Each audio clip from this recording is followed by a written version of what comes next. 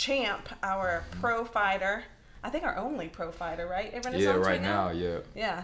Yeah. So he's our pro fighter, and I'm gonna ask him a couple questions, and I'm gonna pass it on to the hard questions from Garrison because my questions will probably be puny compared to his. He's been waiting for this. Yeah, I could tell. We were just talking about this. I know he's been like cooking some questions up, some special questions, because he wouldn't tell me nothing of what he wanted to ask me, so he didn't give me no chance to prepare. So I'm looking forward to it. That's how he is. He hadn't told me either because he knows I'll spill the beans. But yeah. It's funny because some other guests we actually have our pastor coming on in a couple weeks, and he's the same way. He's like, don't give him any clues. Don't tell him. Oh man. So I'm kind of nervous of what kind of questions he has for him too. So we'll have to see. That's cool. Yeah, we'll definitely be looking out for it. Yeah, we'll be looking for 100%, definitely. So I'm gonna start off just by asking you, like, I know that you were in the Army. You can tell us a little bit about that, your Army life and what, got you from, like, Army to wanting to be a pro boxer.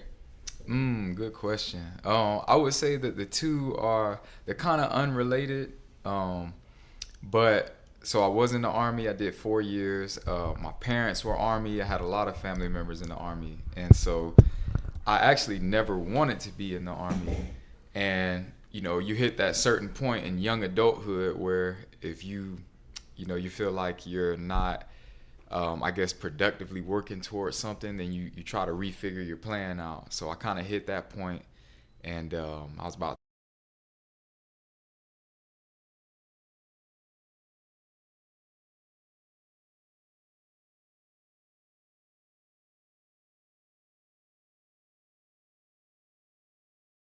And it was and that's when I went to the gym one day and I saw a sign up that said boxing classes, and I was like, man, I've always been interested in boxing, but I've never knew anything about it. I didn't know anybody in it, so I said, I'm gonna go to this class and see what it's like.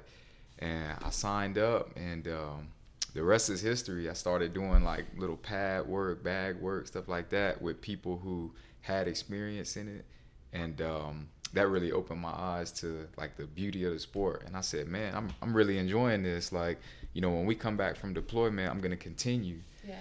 And I laugh about it because I know that my Army buddies that were over there with me at the time, they probably didn't believe me that I was gonna join the gym when we got back, because it was a year-long deployment, so everyone's mindset is, man, when we get back, I'm partying, I'm going on vacation, I'm doing all that stuff. As soon as I was back in it, when we got back, I was in the gym probably like 3 days after we came back from deployment, like joined my first gym and started my amateur journey. So I definitely say it was like the bug that bit me and gave me that itch to do it more. So do you want to like go all the way like Mike Tyson kind of pro, or do you like do you want to one day open your own gym, or like what do you see? What do you see like this track taking you? Like some people, I see the guys in the gym, Coach Angel, Coach Alex, Coach Brian, and they want to coach and they open their own gym, but at some point they stopped and said, I'm not gonna fight anymore, or, whatever. So is that something you want to go all the way and sometime be like? Definitely. That's a good question too. So a lot of people kind of ask like, when I say I'm a boxer or I'm a pro, like some people don't understand that, pro is pro, amateur is amateur, pro is pro. So like there's no leagues in boxing. I know nowadays they're starting like these, like you got Team Combat League, and you got like, I think it's like a 5 versus 5 or something like they're doing. So boxing is starting to branch into these different kind of like attractions or different kind of avenues, but just regular traditional boxing, you got amateurs and pros. So the Mike Tyson level, I'm on it. It's just professional. But I get what you're saying. He was on that world stage, the stage where everybody recognized his face, they knew his name. So eventually, I'm praying for that. I'm training for that. I think that if you're gonna do something that you're passionate about, you gotta go 150%. So my goal is to just go as far as that, my body will allow me, as far as the Lord will allow me to go, and see what happens. But as far as coaching, I don't know if I see myself coaching. I don't know. I mean, I know in the gym when I'm in there, and I've seen you with Garrison, and I've seen you with some of the young kids and your nephews. I think it was your Oh, nephews. They were yeah. so cute. I know that you're really good at it. Like, you're really good at, like, taking, I mean, I've seen you, like, you're in the middle of a workout and you stop just to talk to Garrison about something he's doing wrong or something he could correct or something like that. So you would be a great coach. So, you know, that would be something, you know. I mean, I've thought about it. Don't get me wrong. I mean, one day. Yeah, the feedback, like, and it goes both ways. I tell them too. Like, I see Garrison in there. You know, if he watches me spar, I'll say, "Hey, like, what did you see, good and bad?" Yeah. You know what I'm saying? So that feedback definitely helps.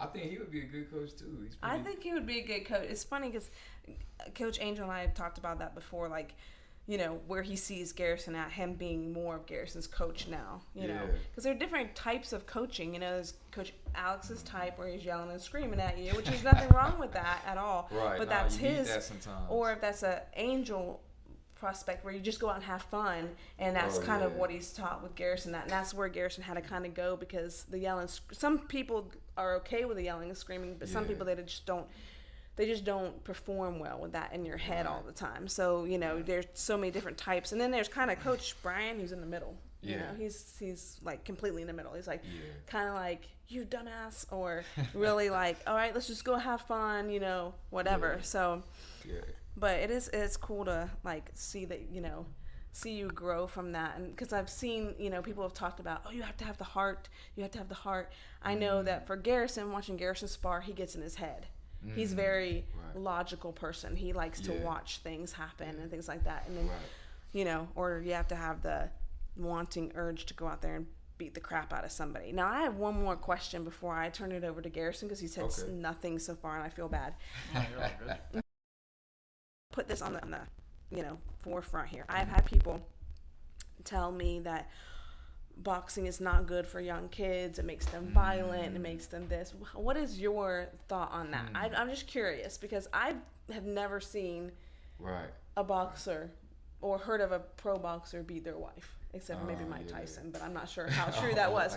But I just feel like that's just such a, if you go in the gym and you're getting all your anger out there, you know, but what do you think about that? That's an interesting point of view, because you as a parent, you know, you have a child that's in the sport, and he's not a little kid, but still, you know, that's your child. That's always going to be your child. So even my dad, I've talked on the phone to my dad. He's back out in Texas, and I told him, like, hey, you know, we have little kids in the gym too. And he couldn't believe it. He was kind of like, what? Like, you know, why would somebody put their kid in boxing like that, you know? So obviously it's up to the individual person, but I would say that the majority of fighters that are in boxing, it is a benefit to them. And it's serving a good purpose and a positive purpose in their life. Like, I look at myself, for example, when I was in the military, I'm not going to say I had a drinking problem, but I definitely like to drink a lot for no reason. My diet wasn't that clean. My lifestyle wasn't the greatest. You know, I stayed up late almost every night. And every now and then, that's, you know, there's nothing wrong with doing that stuff, enjoying yourself. But boxing has definitely made me a more, I would say, disciplined person. And it's giving me, like, goals and aspirations. And, you know, doing it, especially on a pro level, it's not just for me. It's like, man, I want to bless my family with this one day if I can. Right. You know, so I would say that if you got a child that has a lot of energy, maybe even some anger and aggression, put them in the gym. You know, put them in the gym, give them that chance to express themselves and to let that anger out and dedicate themselves to something. Yes. I agree with that 100%. Yeah. I mean, I don't think Garrison has any anger issues, you know. He gets mad at me sometimes, but I just nip that right in the bud. I'm like, I don't know who you're talking to. He might be a boxer, but I'm still his mama. That's right. I'm probably I'm definitely meaner than him. She got hands. Yeah, I'm definitely meaner than he is, that's for sure. So I'm going to pass it over to Garrison, because he has like some really good questions, and I hope you're ready. Well, basically what I wanted to jump right into is, like, what do you think is the biggest aspect of whether it's training or, you know, how you present yourself as a fighter? What do you think is the biggest thing that sets yourself aside from other fighters when it comes to that kind of pro level? Good question, man.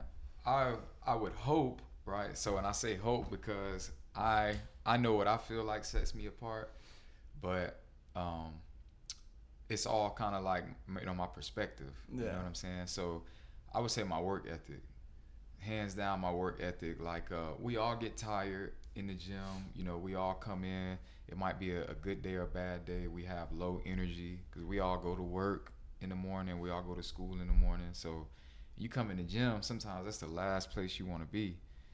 And I recognize that in myself. Like, okay, today might not be a great day, but I'm still going to give maximum effort, 150%, 200% effort. So, and I would say that that's paid a lot of dividends for me personally.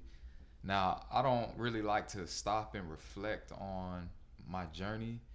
And I think, you know, there are people that will probably tell you should stop and reflect on where you started versus where you are now. Like this podcast, y'all could come back and watch this 2 years from now and be like, man, we're 3 seasons deep. You know, if you do the seasons, you know, we're 4 seasons in. Right. Look at where we started. You know, we got maybe a bigger space, more equipment, whatever it is that y'all want to do. It's good sometimes to reflect on where you started because you see the progress in hindsight. You know, when we're in something, when we're doing something, we don't always see the progress. And that's when people get discouraged. You know, I was just telling my girl Heaven, she's behind the camera, y'all. She's hiding out, so y'all can't see. She'll be on back in a few minutes. We're gonna have some desserts. I'm gonna pull her in here too. Oh yeah, that's right. So she's gonna be in front of the camera. She can't hide. So, but I was just telling her, I think it was yesterday, we were talking about instant gratification and how, you know, people would rather do something where they can immediately see the results of what they're doing. Yeah. If it takes days, weeks, months, years to see results, most people probably aren't gonna want to do it. You know, so like you said, just for me, work ethic, every day, just giving my all. I think that is going to help me advance as far as I can at any point in my career. Definitely. That's a good answer. And another thing, kind of leading with that pro level of boxing, is I see a lot of, you know, pro boxers and their training and their regiments and whatnot like that. But a big thing that I've seen in our gym with professionals and lower kids like me, amateurs and Gucci, all that stuff, is like, I feel like we have a good amount of gyms that we have good relationships with, you know, and friendships, so that we can go to their gyms and we can use their equipment, we can get good sparring. What do you think's like, do you think that's a huge benefit in pro boxing, being able to go to other like gyms and being able to train other types of people and all of that? Absolutely. A huge benefit. That's a great question. So I would say that even for amateurs, like on both sides of it, anybody that's in the sport competing, you definitely have to travel and go to other gyms. You know, even if it's the same city, different state, even if you can. I know a lot of them world champs, they might even travel outside the country to go get work. I was just in Vegas, matter of fact, a couple weeks ago with my main training partner, Tony Aguilar. He's got a fight July 20th at Amalie Arena in Tampa on the Jake Paul card. So y'all tune into that, man. Tony Aguilar, he's going for a win in a rematch against a tough opponent, but we're going to be there 100% to support him. We'll be there for sure. I'm excited. 100%. This is going to be my first pro fight I think I've been to. Okay, yeah, so 100%. I'm excited. Yeah, we got to go show love. Yeah, for sure. I'm excited. Yeah, now, what's his coach's name? Not to interrupt you. What's his coach's name? I'm glad you asked. I was going to say that next. Coach Ron Costello. Okay, Ron. And it's Lions Pride Gym. I know that, right? Because we're going to have them on after his fight, because he's so busy. Because I know he's in Vegas again now. Yeah, they're in Vegas right now, putting that work in, getting ready for the fight. But yeah, they train out of Lions Pride Gym in Bunnell, Florida. And I'm, you know, we spend a lot of time together, as much time as we can. But I was in Vegas with them a few weeks back, and you know, I saw fighters from other countries in there that were training in the gyms in the Vegas area, and you know, they're looking for that work. They're looking for the best work they can get. So to answer your question, you gotta travel as much as you can, and that's hard for a lot of folks. You know, especially when you don't have all the same resources that some of these top guys have. But anytime you can go to somebody else's gym, come in, be respectful. Gotta be respectful. Yeah, definitely. If you not, you set the tone, you know, based on how you come in. You know, if you think you're gonna come in and put hands on everybody, then they're gonna put a target on your back. So, 100%. You know, we've even had people come in our gym in Renaissance, and you know, they're visiting from other gyms or from out of town, and they're nervous. Yeah. And our coaches tell them, you know, Coach Alex, Brian, Coach Angel, they tell them like, hey, you know, this ain't a doghouse in that sense. Like we work hard, we get good work, but we're not gonna put a target on your back just because you're visiting. You know, so just come in, be respectful, be humble, man. Get that work. Yeah, 100%. Sure. Yeah. I think it's hard as a mom to watch it. Even now, when he's sparring, I don't like to watch it. I will walk away. I just don't like watching it. Okay. Because I didn't know that. I think we went to one gym downtown. Well, I can't remember what gym it was. We went with Angel. Duval Boxing. Duval Boxing. Oh, okay, yeah. And somebody Warehouse. and I was getting mad. I was like trying to tape him, but I was saying things, and I was like, oh my gosh, I'm about to get beat up by some of these moms in here. Like, I think that because I watch boxing, I think that I am a boxer. So I'm gonna walk around being like, oh yeah, well I'm gonna kick your butt. Well I'm gonna kick, you know, and I'm not a boxer by any means. So, you know, I have to hide behind you guys after I start running my mouth. But I know that you got the fighting spirit though. I don't like it when people mess with my baby. But I hear you. But I know I'm sure you have more questions. I just want to say Lions Pride is one of the Tony and his coach are some of the nicest people. Absolutely. 100%. I've ever met. And what's cool about it is no matter who you get in that gym with a coach or whatever, the majority of them are very nice. You know, you have some of them come in, you're like, oh, that's a big dude, you know, and then like they're the sweetest. You know, big true. Old teddy bear kind of guys, you know. True. Yeah. So. Yeah, you can't judge a book by its cover. Never. You ever. know, and that's the thing with the boxing community is like you can see like, oh man, you know, this guy, he's a killer in the ring, you know, or this female, she's a killer in the ring. Whatever the case may be, but then they're the nicest people you could ever meet. 100%. Yeah, outside the ring. So did you get to meet the chick? What's her name? The pro fighter. Oh, the one Tony met. Alicia Baumgartner. Oh man, funny story about that. Yeah, that's his girlfriend right here. Okay, that's my undisclosed girl. I can't get in trouble because my real girlfriend's behind the camera. But look, so the funny story with that, we was there in the gym together that day, and I was the first one to be like, "Hey, y'all, that's Alicia right there. Like, act cool, act natural." You know what I'm saying? We over there doing our workouts, looking out the corner of our eye. So he actually had the balls, I guess I could say. You know, I don't know if y'all gonna edit that out. No, I don't. It's fine. We're not gonna edit anything out. Whatever you say, it's on. Oh man, he had the balls to go and ask her for a picture. I think I was sparring at that moment that he went and asked her for the picture, and then I wasn't super impressed with my performance in sparring that day, so I was kind of like you know how we get the attitudes.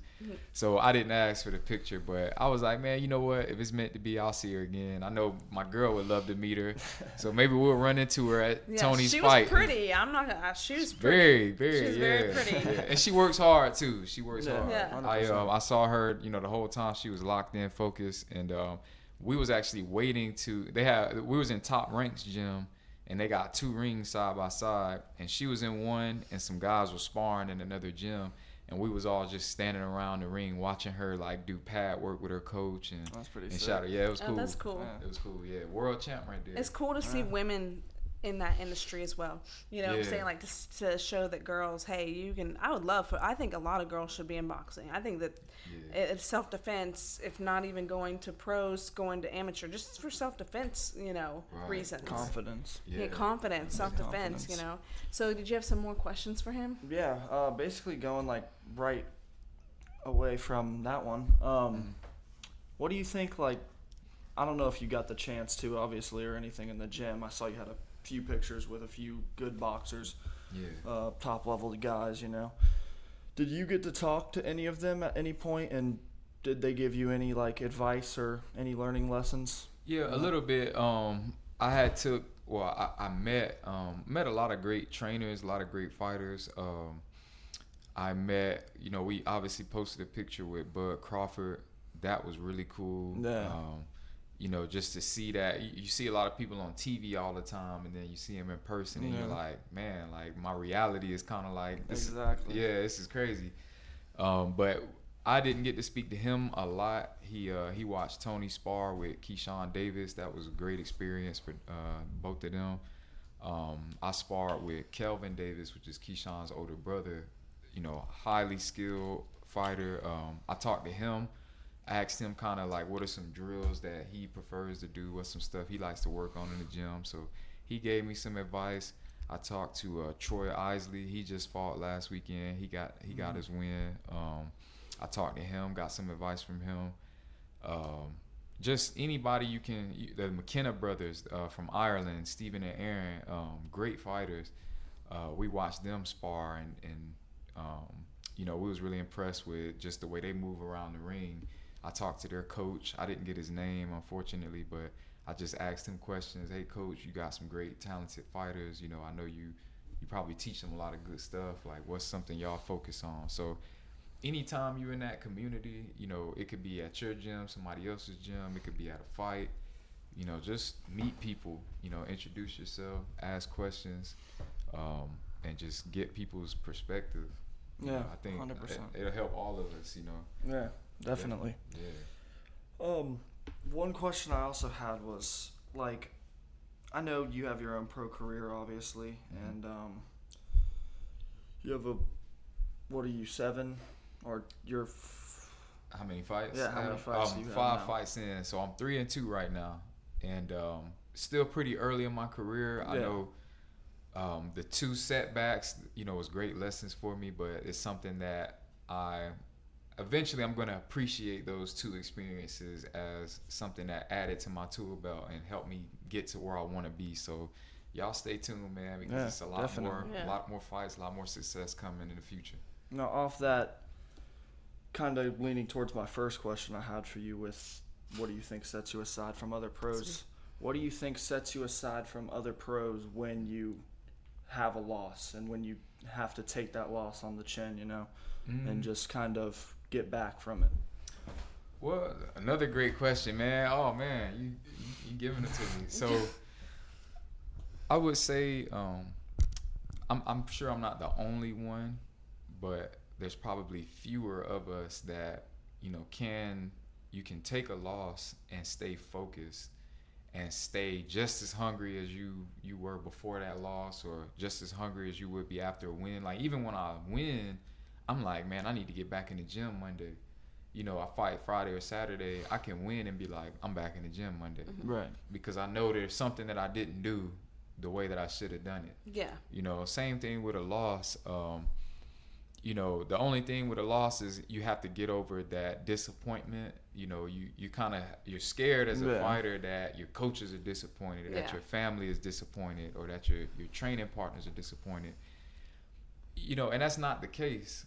You know, everybody is there to see you do what you love to do. And as long as you come out healthy and safe at the end of it, everybody, I think, is pretty relieved for the most part. They're like, okay, you know, we'll get the next one. Yeah.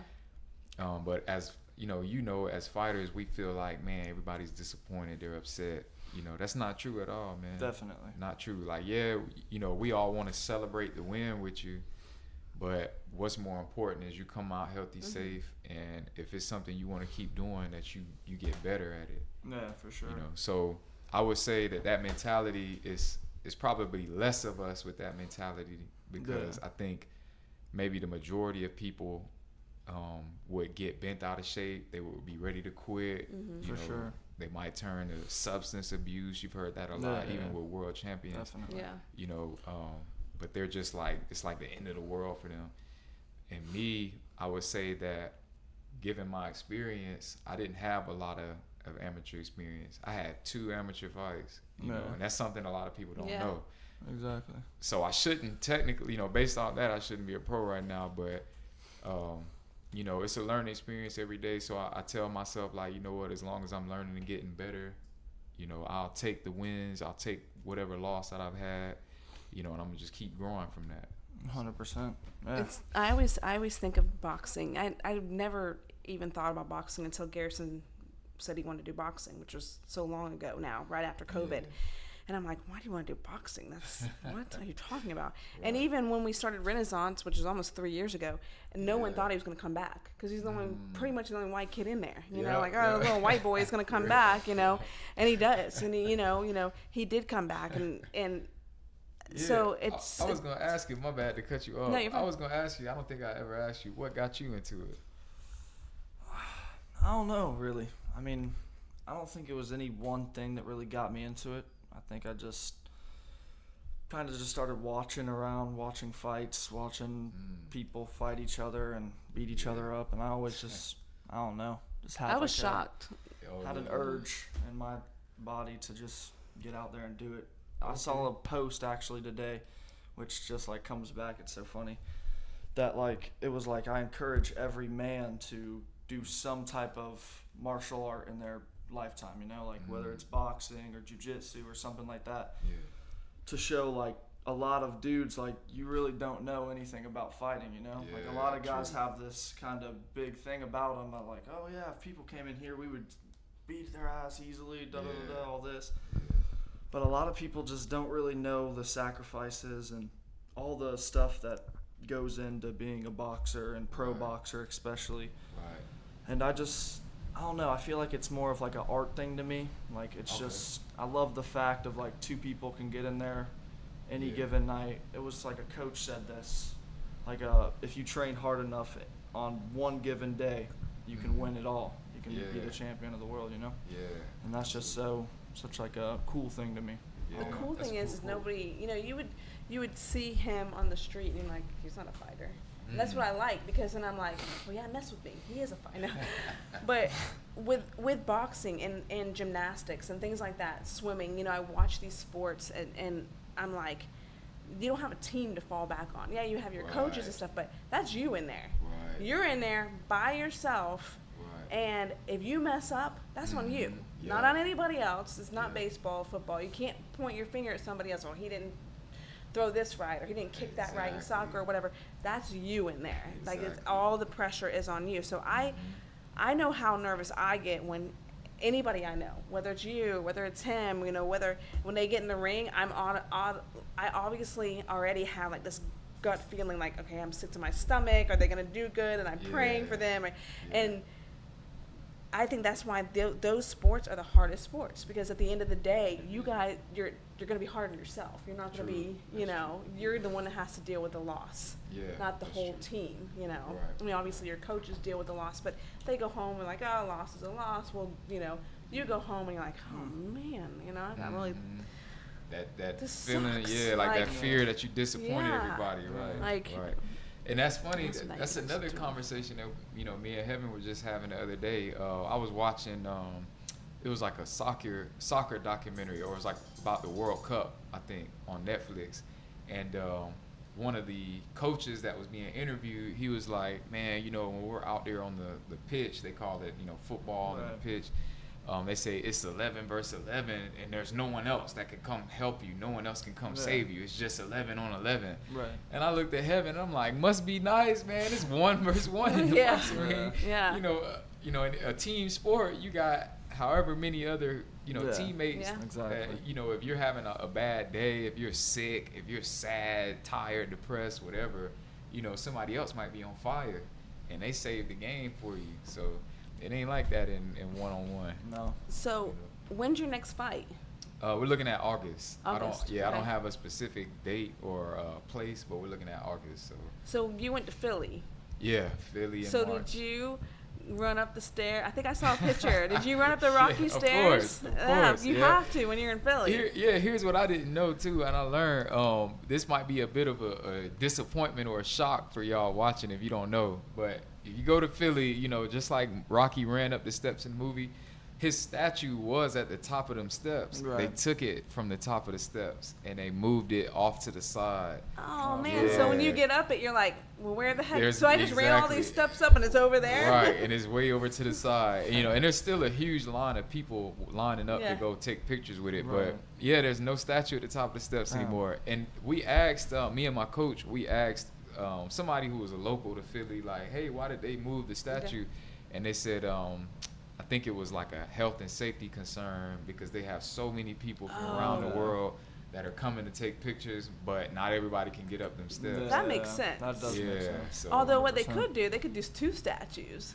Just saying, they could have had one at the top for the people that can make it, right? And the one on the side for the people that couldn't. If you still want the gratification of running up and doing this, that's or true. people that like, oh, I tried to make it and then I passed out on like level. How many stairs actually are there? Good question. It's not a crazy amount, but the stairs are really kind of, I guess, shallow, if that makes sense. So it's like they're kind of little skinny steps. So they look, it's a lot more than you know than what it looks like. So that's a good question. I'm not sure, but if you're in decent shape, it's not an issue. Because I know back in the day, like, you know, watching Rocky, and I know I've watched a lot of the behind the scenes of Rocky. They actually do have.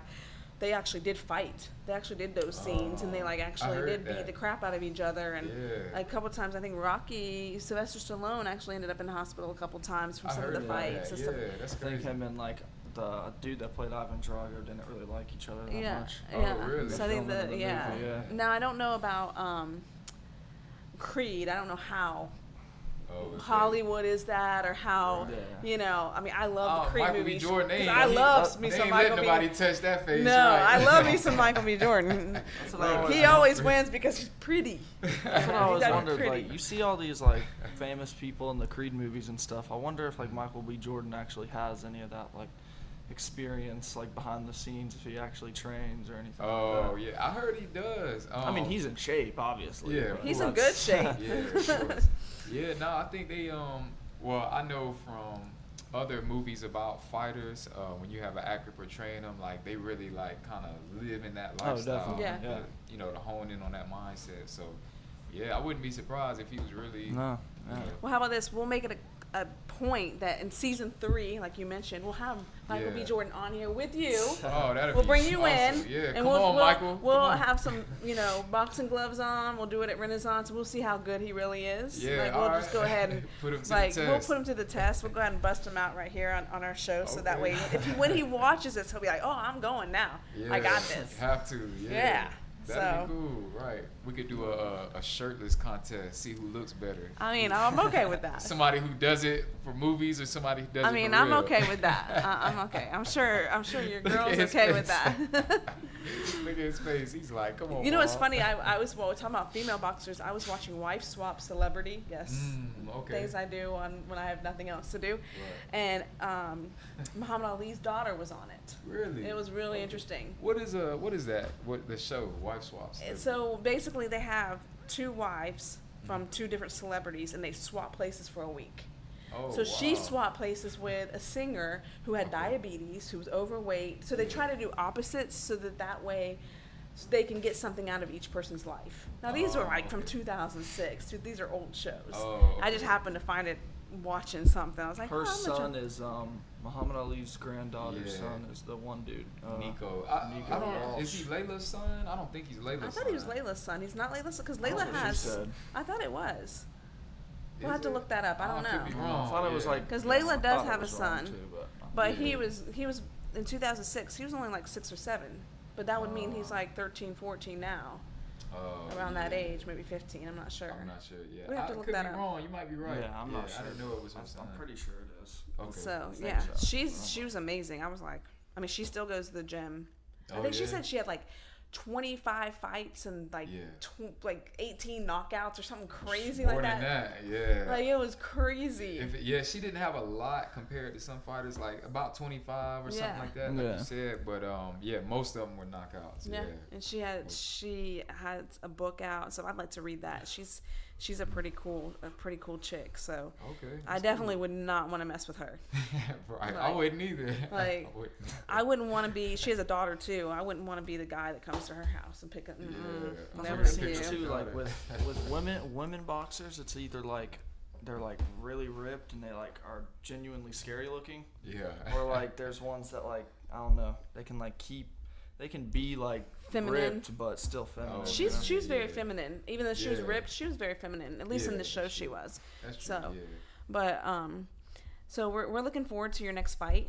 And if it's close, we'll go. Yeah, if it's far away, maybe we'll get some tickets and go. I'm trying to travel a little bit more, get out of my comfort zone, and travel a little bit more. So we definitely will have to. I mean, if you have another fight, Philly, I just want to run up those steps just to say that I did it. I may have to walk over to the side. Yeah, for real. Pick it up. Yeah, and then. That'd be cool. Yeah, I would love to go back to Philly and fight. I had a good time. I had friends that are from that area that actually came out to watch me. Okay. Like some of my friends from the Army. So that was really cool to see them for the first time in probably like 3 or 4 years, maybe more. So they was all out there supporting. So we had a good time. And I think that if it's close, we could try and. Those further away ones are rough. I would love to do that. Yeah. I know I've watched your fights since I think your second one or third one maybe, where you fought the tall white guy. Yeah. You went to one of them, didn't you? Did you go to one of his fights, or did you went to Tony's fights? Because Tony's fights are always really close. Yeah, they're always at least in Florida so far. Right. So. But I've been watching since that one, and I remember we were in the middle of a restaurant, and I was watching you. I was like, that's right. We were out to dinner. We had family plans, and we were out, and he was over there with his earphones on at dinner, at family dinner, going, "Oh my gosh, what?" And looking at the phone. Yes, and I was like, that, bro, that's respect. Yeah, and I was like, is he winning? What's happening? What's going on? During family dinner. I mean, we had my daughter there, her baby. Like it wasn't even just a small family. It was all of us. Do what you gotta do. Yeah. He had his earphones in. I love that. That too is another that's a big motivation factor too.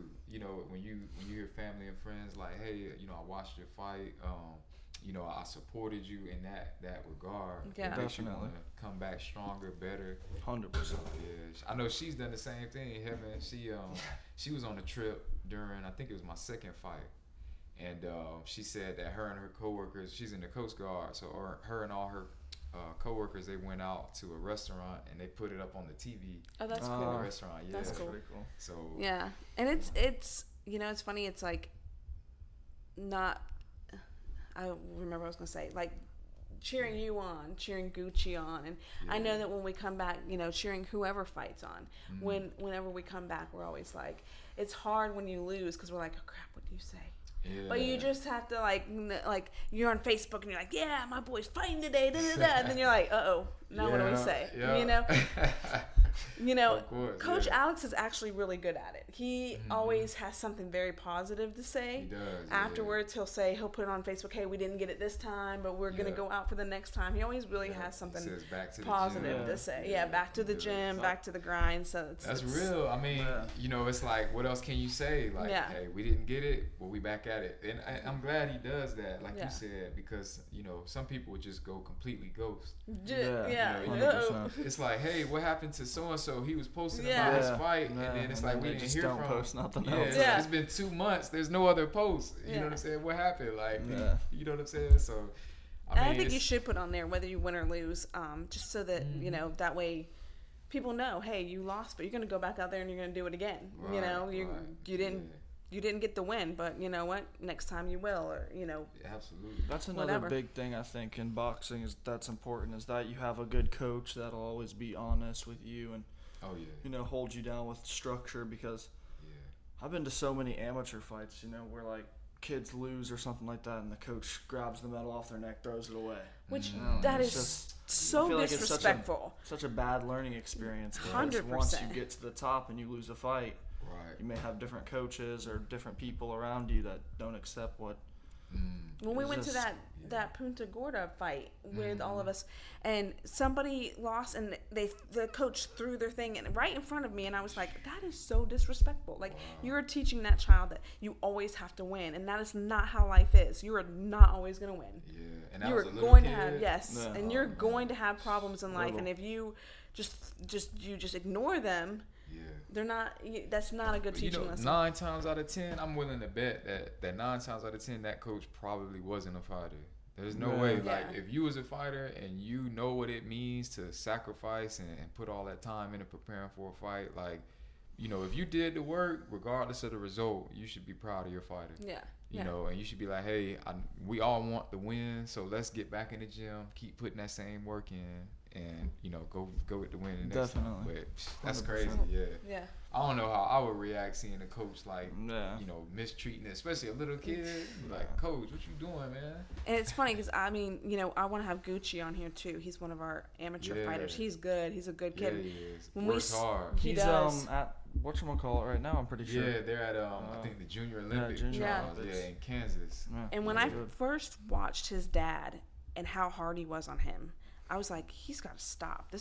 But he's teaching him discipline, and he's teaching him, that you got to keep working. Yeah, and at first I was like, that is, but now I realize that dads like that, their kids go to the Olympics, and their kids, I don't always agree with dad being a coach. That's kind of like some people don't. Yeah. But I mean, in this sense, I've watched Gucci go from I really don't want to be here to I love being here. Yeah, that's true. That's 100%. Because when I first started there, he was like, Dad, I don't want to do this, and now it's Dad, I want to be in there, and you see him in there, all the time. So he's doing a good job with this kid. I mean, I give it to him. I'm glad you made. Yeah, shout out to them, Donnell, Gucci, Guga, that whole Smalls gang, and we wish him the best of luck in the Junior Olympics. But yeah, like you said, he knows when to be tough and when to just be that dad that consoles 100%. And they, Gucci's gotten levels better. Oh yeah, Junior Olympics. That's a big deal. Huge, I mean, that's a paved way to the Olympics, and even if you don't win the Olympics, you still have huge, endorsements and things like that. Towards your career. So that's a great way for him to go. They have a podcast too. I know they're gonna appreciate me mentioning it. They got the Yo Amateur Boxing podcast. Yeah. So I know they got Instagram. I was about to say that. I didn't know what it was called. Okay, it's called Yo Boxing. Yeah, Yo Amateur Boxing. All right, we'll have to tag him in this once I have it all up. Y'all should collab. Yeah, for real. Humblepie Productions. Yeah, right. Yo Amateur Boxing. So y'all be on the lookout for those two podcasts. And I know that we're gonna have some more fighters on here. We have Tony. I know that we're gonna have Julian from the box. Oh, okay. He's actually not gonna be talking about boxing. He's gonna be talking about all his stuff he does, his shoes and his real estate. The fact that he's a young kid, that just makes my heart so warm because he's out there doing it. A lot of these young kids are like, flashing money on Facebook and all this stuff, and I'm like, what are you're not doing anything. Right. Like money that their parents gave them. Yeah, and what is that? They think that all these things are going to get them rich. Do we hope to make money one day from Humblepie? Maybe. But what we want to do is give back to our community. That is our biggest thing. Open 100%. Up a gym one day. Help kids get off the street. Things like that. That's not really, I have a job. He has his job starting. I don't, we're not trying to be rich, Right, just humble at the end of the day. Humble, that's right. Yeah. So we're actually very thankful that you came on our show today, Chris. We really appreciate it. But before we get off, we're going to have his girl desserts. Come on real quick. Yeah. So our whole Humblepie is the star of the show.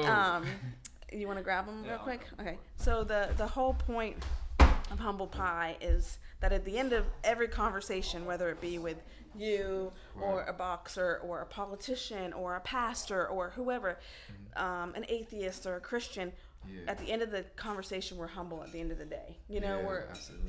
We can have disagreements, but still be cool. Okay. So we have these really cool desserts that we got, and I'm actually gonna put on our our bio about where I got these desserts and everything, so that everybody can look and see from the bio what they are. And we're gonna have Heaven come on. Heaven, let me tell you something about Heaven. First of all, she's a great girlfriend. Yeah, she is. A great girlfriend. So, I've known her from the gym for a while. It's fun to kind of hang out with her when I'm not working out, It's not very often, but have somebody else to talk to. She's our sweeper. She always cleans. Yeah, she comes in there and cleans the gym every time. But the cool thing about Heaven is not only is she in the Coast Guard, but she makes some bomb-ass empanadas. Yeah, the empanadas. You can come in. Yeah, come on, sit over here. Yeah, you can come right here. You can come next to me. Yeah, you can scoot over. I'm expecting some of those at the graduation party. Now, here, you know what? I can scoot over just a little bit. Here you go. I can scoot right over here with him. Okay. But she makes some. You can tell us about your empanadas, like how you got into it or whatever. But so. Oh yeah, so I would say my first time really doing empanadas, I was actually in high school. So I was living in New Hampshire, which is where I'm from, And my mom, it was around the time for Super Bowl season. Mm-hmm. And one of my mom's friends, he's like, listen, I really want some empanadas. And it was 60 of them. Wow. 60 empanadas. So we're cooking, we're sweating. And I would say that would be the first time I did something that huge and that, in depth. And I think I really got that I was very satisfied with providing somebody really good food. I really enjoy feeding people, I'll say that. And he knows this. I'm always asking. Yeah. Yeah, you can, let me tell you something. I don't cook. So you're lucky because I don't cook. Yeah, so now it's just, of course, when I have time, because now I'm working or I'm traveling for work or I'm working on school, Yeah. So now I'm trying to, I guess get back into it. So now every once in a while when I have time, I reach out to people and they're like, all right, I want one order or I want 2 or 3 orders. Yeah. Definitely. So. Well, if anybody wants empanadas and you're watching, or if any of that, you get with me. I'm gonna give you her number, her information, and then you can get with her. I know a lot of people that have parties during the holidays, so I will make sure. Do you have cards or no? I don't have any You don't have cards. cards? Okay. No. But I'll at least give them your number and your information. Be like, hey, you want empanadas? Let's do this. If you want to make some for his graduation party. If you're out of town. He's like, you don't gotta. I know you're gonna be out of town, but if you want to make some, we can, I can make some in advance. Yeah, make some advance or whatever. I know that when you bring him to the gym and he's not there and he finds out that you've been there and you brought them, he gets so upset. He's like, what? I'll be sure to reach out to you personally. Yeah. I'll do that. Yeah, So. yeah, because we want to, and we would love to have you again later on the show by yourself and talk about your empanadas, and if you decide to open up your own little business and things like that, we can definitely help you get some business, because we know a lot of people out here, a lot. That's what's up. So, our church has functions all the time. We're gonna have a lot of functions. So definitely. So what this is this one is pina colada. Okay. That is Oreo. Y'all are all about the Oreo. I do not like Oreos. What? I do not like Oreos Sleep. at all. Sleep. That's what I'm This saying. one know right you here, I mentioned- actually got that one for y'all because y'all like Oreos. This is a creme brulee, but it's lemon lavender. That's what she said. Okay. And that is a chocolate mousse pie. Now, this place has little pies like this. They have 1,000 different desserts, and they always have different things on different days. Like I said, I'm gonna put it in our bio what the name of the place is, the address, and everything, Okay. so that way it's not super. Yeah, I was just about to ask you that. Yeah, I'll give you the information before we leave, but I'll also put it all in the bio. But I didn't have nobody. I'm sorry, you wanted sweet potato pie. Oh no, it's all good. I'm not picky with I it. don't. I was gonna make one for you, and everybody said that's a very bad idea. Yeah. You know. I used to work. I don't think it would work out good. But it's a seasonal pie. Yeah, it is. It's only during It the is. holidays. Yeah, So after your Thanksgiving next time. fight, that'll be like October or something. Yeah. They should have them then. Then we'll have you back on for just for the pie. Oh, And just talk for the ab- pie? Just for the Oh. pie and to talk about your win. Okay. So Podcast. I got Definitely. spoons for everybody if y'all just want to take a bite or whatever. Yeah. I know you told me. We all this love each other, past so we week don't that care you were about- trying to cut down, So. Yeah, cut down on your. This is your these Yeah. perfect And you don't have snacks to for you. like eat a lot of it. I think remember when we were talking about this, our podcast, and I said about a pie, and you're like, "Do I have to eat the whole thing, like sitting there?" And I'm like, "No, it's not gonna be a whole pie." Oh, the whole pie. I don't know about creme brulee. Which one is this yeah, one? these look good. It looks like it's. That's like pina strawberry. colada. Pina colada. That's pretty good. I've never had creme brulee before, but that's good. I've heard of it. Yeah, I've never had it. It's actually really good, and y'all are all about that. I'm not Oh, doing it's that. good. The Yeah. creme brulee was really good. I'm gonna just go ahead and move this one off to the side. Man. Yeah, y'all can have that. The thing I like Put is that in my pocket. there you go. The thing I like is crust. If the crust is good, then it's a good dessert. Okay, let's try this. Oh yeah, I have had that. Yeah, it's good. That's good. That right there is really good too. Okay. That's really good. And you said that's chocolate mousse. And, Okay. No, that's pretty good. Man, I love this podcast. You get to eat. Y'all You get- tune in, man. Be a guest. Yeah. You get Be a guest, you fed. get pie. So 100%. we'll let you guys know who our next guest is. I have a calendar, but I haven't figured out who everybody. I know Tony won't be able to do it till after his fight, which is fine.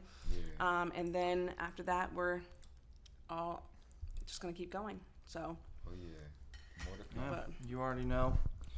We've had a lot of. It's been real. Coming on again. We really appreciate it for being our first guest. Yeah. I know, finally. Finally, it took us forever, but we will have this on. I will put it on Thursday. It'll be on all of the networks. You can get on Apple, all the other ones, YouTube. We'll have a little bit of clips on Facebook and things like that. Instagram. I'm not really good at Instagram. I'm an old lady. I'll probably be doing the Instagram stuff. He'll probably do the Instagram stuff. He's better at that. But we'll have it on all of those, and we'll let you know so you can, put on yours or whatever. Absolutely, but everybody stay tuned. Thank you again for coming. And stay tuned for his fight in August. Yep, we're going to be there. We're going to be at Tony's fight. July 20th. Yep. In Tampa. Yep. So, all right, guys. Well, thank you so much again, and thank you guys for tuning in. And this is our first official, and he's going to sign us out. Humblepie Productions. Y'all stay tuned. All